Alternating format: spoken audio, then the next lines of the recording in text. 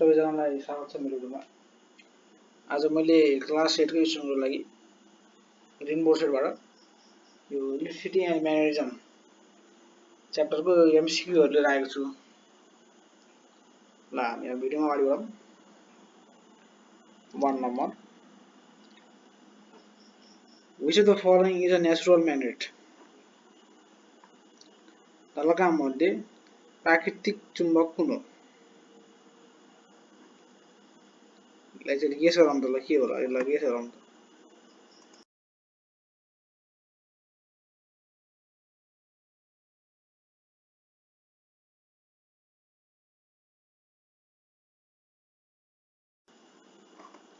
ल अब answer check गरौँ, म एन्सर भनिदिन्छु।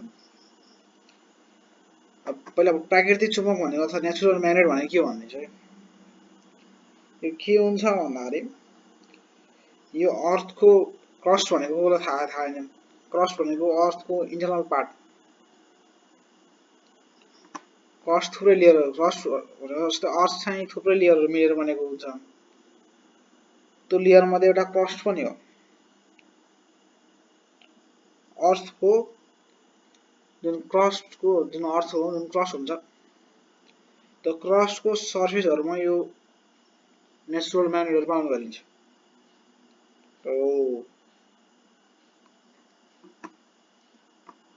यस्तो म्याग्नेटहरु जुन चाहिँ अर्थको क्रस्ट, जो अर्थको आउटरमोस्ट इनरमोस्ट पार्ट हो, तिम्रो स्टुडेन्टहरुले पढ्न पर्ने 7 तिर। त्यो क्रस्टको सर्फेसहरुमा पाइने यस्तो म्याग्नेटहरुलाई नेचुरल म्याग्नेट भनिन्छ।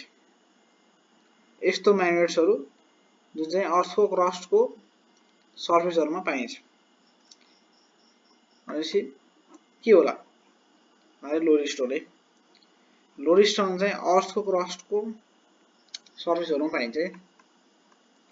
2 नम्बरमा जाम। तलका मध्ये कुन कारणले चुम्बकीय शक्ति ह्रास हुँदैन? Which of the following is not the cause of demagnetization? पहिला डिम्याग्नेटाइजेसन भनेको के भन्नुहुन्छ? डिम्याग्नेटाइजेसन भनेको जुन चुम्बक हुन्छ नि, चुम्बकको एउटा म्याग्नेटिक प्रोपर्टी हुन्छ।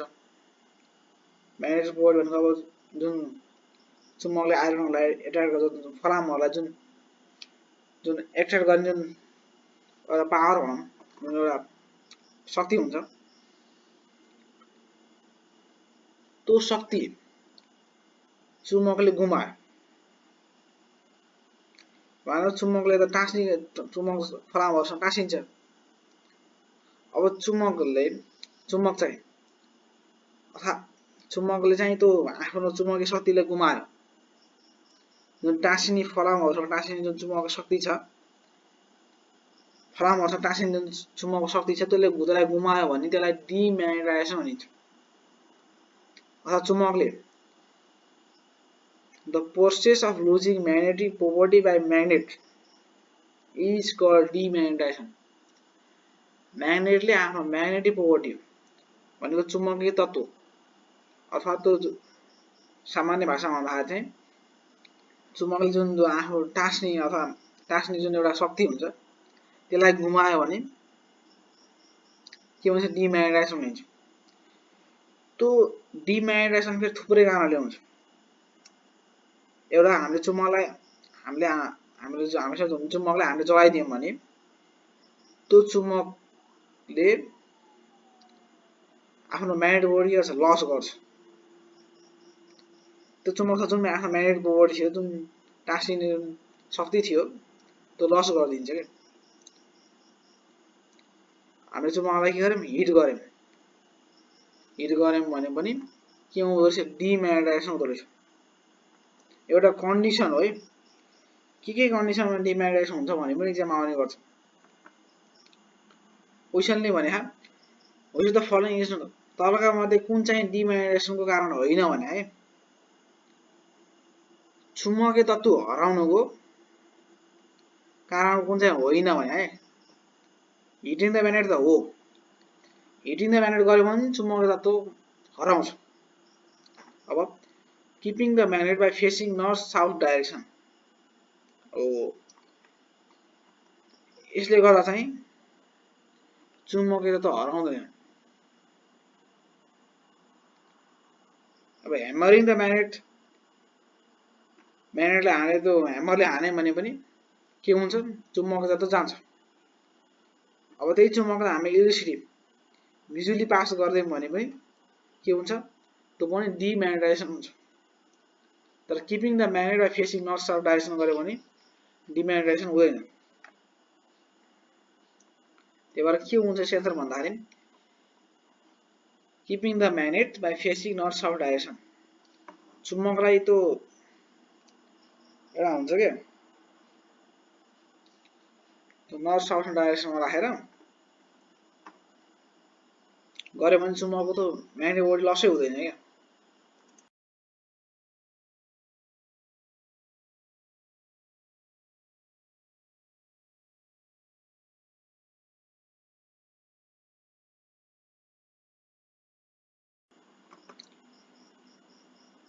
Example 3 मा what is the value of declination in the geomagnetic poles, एक्जाममा धेरै आउने गर्छ, सबैले ध्यान दिएर सुन्नु। what is the value of declination in the geomagnetic poles अरे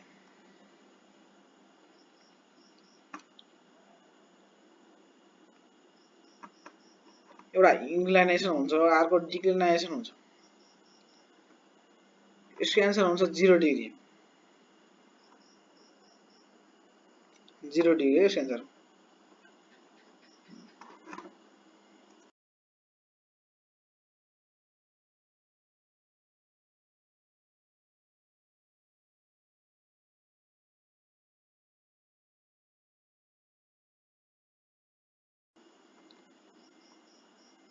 अब यो डिक्लिनेसन भनेको के हो भन्दाखेरि यस्तो एंगल जुन चाहिँ जियोग्राफिकल मेरिडियन र जियोम्याग्नेटिक मेरिडियनको बीचमा पर्छ, जुन चाहिँ अर्थको सर्फेसमा हुन्छ नि, जुन अर्थको सर्फेसको जियोग्राफिकल मेरिडियन र जियोम्याग्नेटिक मेरिडियनको बीचमा पर्ने हुँदाखेरि यसको भ्यालु के हुन्छ भन्दाखेरि 0 हुन्छ।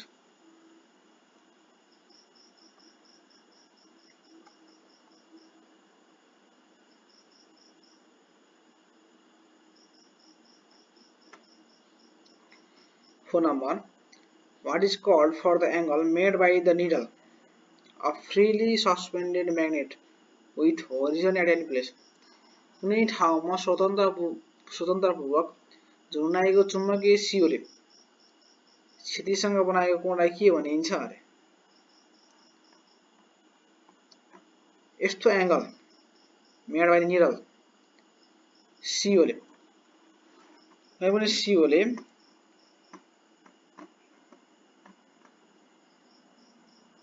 सिधा भएर होरिजन भनेको होरिजेन्टल लाइन भनेछ नि, कुनै पनि प्लेसलाई लिएर कुनै पनि प्लेसलाई आधार मानेर एउटा सिधा लाइन बनायो भने त्यसलाई के भनिन्छ अरे। निडलले कुनै पनि एउटा प्लेसलाई आधार मानेर एउटा होरिजेन्टल लाइन, एउटा सिधा लाइन बनायो भने त्यसलाई के भनिन्छ, त्यसलाई के भनिन्छ, इंक्लिनेसन भनिन्छ नि, इंक्लिनेसन।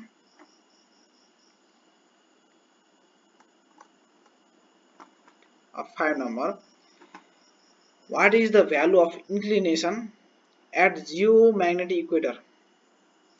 फोन नम्बर नै कुरा आयो। what is the value of inclination भने नेपालीमा भन्दैछु, चुम्बकीय मध्यरेखामा अवपातको मान कति हुन्छ अरे। यसको मान 90 डिग्री हुन्छ। इंक्लिनेसन भने के अरे, अहिले मैले भनिसकेँ, फेरि भन्दिन्छु। कुनै पनि निडल भनेको सियोले एउटा कुनै पनि ठाउँलाई आधार मानेर एउटा होरिजेन्टल एंगल बना द होरिजन कुनै म्याग्नेटले एउटा एंगल बना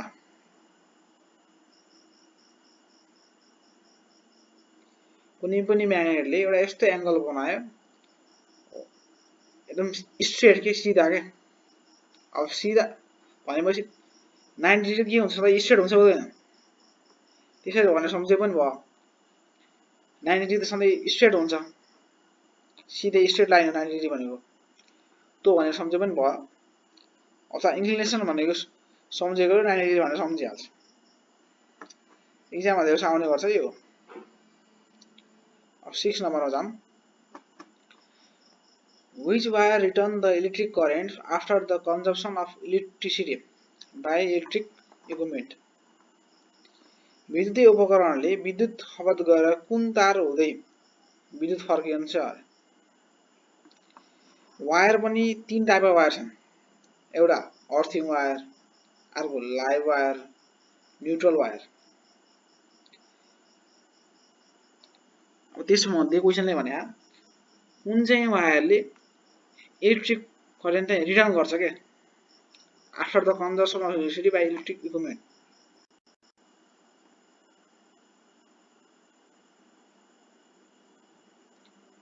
मानव कुनै पनि इक्विपमेन्टले अब वायर अब एउटा सामान्य चार्जरमा पनि के हुन्छ भन्दाखेरि त्यहाँ लाइभ वायर हुन्छ अर्थ वायर हुन्छ न्यूट्रल वायर हुन्छ अब मान हामीले एउटा मोबाइल चार्ज गरिराखौँ त्यसमा पनि लाइभ वायर अर्थ वायर र न्यूट्रल वायर हुन्छ अनि अब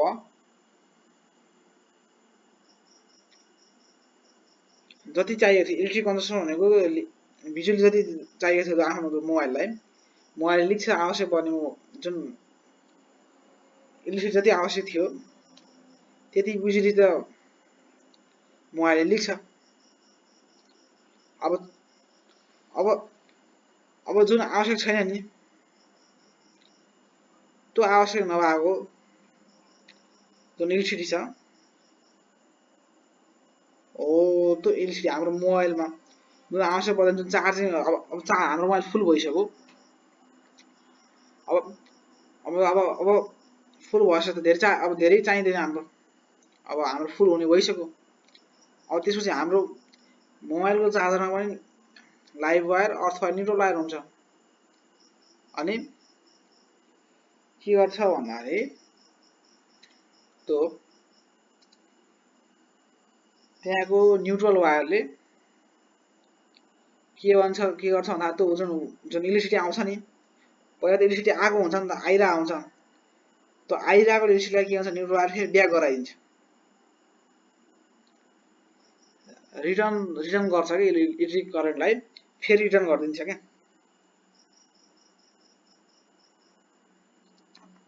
यसको आन्सर के भयो त्यसमा यसको आन्सर के हुन्छ न्यूट्रल वायर न्यूट्रल वायर जुन आउँछ नि इलेक्ट्रिसिटी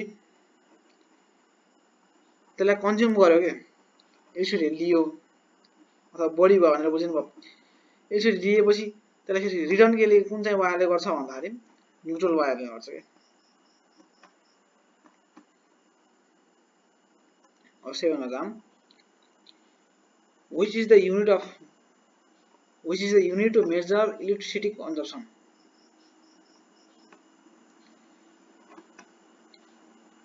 इलेक्ट्रिसिटी कन्जम्सन यो इलेक्ट्रिसिटी कन्जम्सन भनेको अब हामीले एक महिनामा बिजुलीको बिल निकाल्ने गर्छौं गर्दैनौं हाम्रो बिजुलीको बिल जसरी आउँछ नि कसरी बिलको हिसाब गरिन्छ नि त्यसरी नै एउटा न्युमेरिकल प्रब्लम पनि एक्जाममा आउने गर्छ 4 मार्क्समा त्यो आउने गर्छ त्यो पनि एउटा एड गर्न चाहे मैले अब यसमा चाहिँ इलेक्ट्रिसिटी कन्जम्सनको युनिट के हो भनेर सोधेको छ है इलेक्ट्रिसिटी कन्जम्सनको युनिट चाहिँ सर्ट फर्ममा केडब्ल्युएच भनिन्छ अनि फुल फर्ममा किलोवाट आवर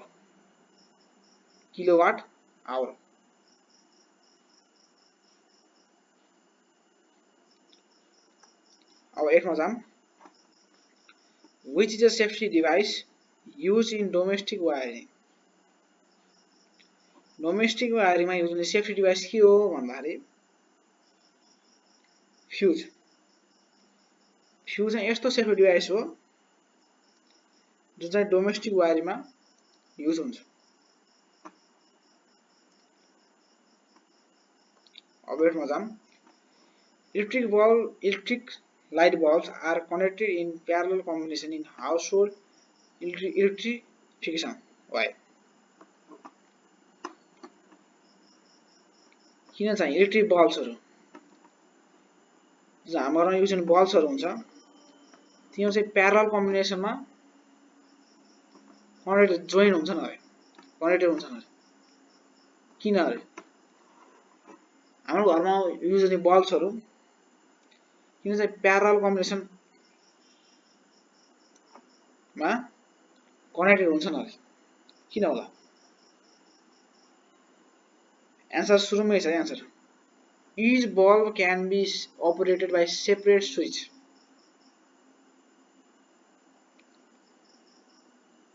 प्यारलल कम्बिनेसनमा के हुन्छ भन्दाखेरि एउटा सेपरेट स्विचले हरेकवटा एउटा बल्ब कनेक्ट गरिन्छ के त्यही भएर प्यारलल कम्बिनेसन के हुन्छ परे हुन्छ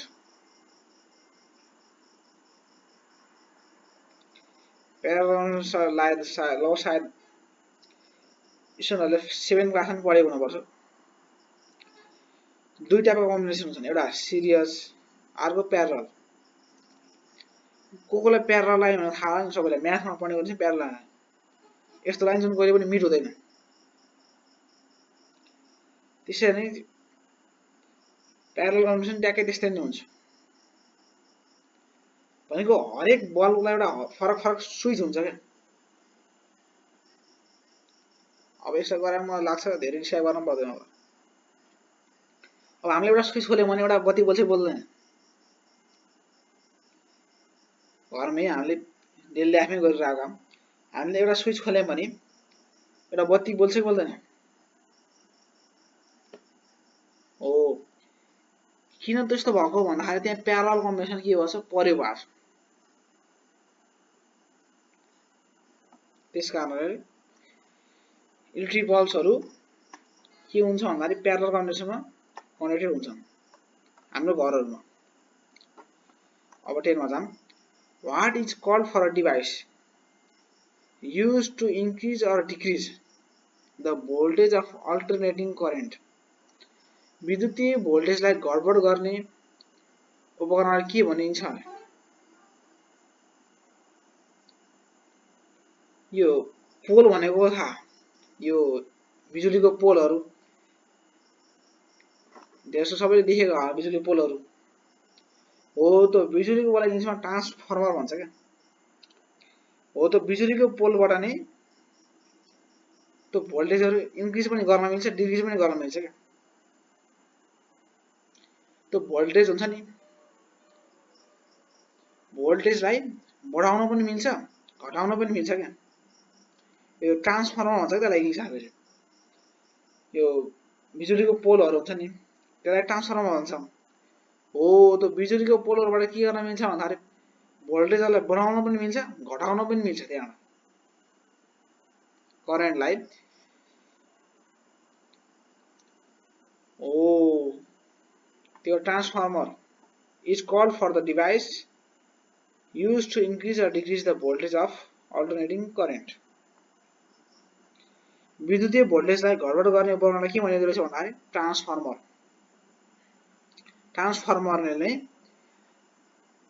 भोल्टेजलाई बढाउने पनि घटाउने पनि के गर्छ काम गर्दो रहेछ र आजलाई यति अब हामीले मेरो भिडियोमा सबैले लाइक कमेन्ट शेयर र सब्स्क्राइब गर्दिनु होला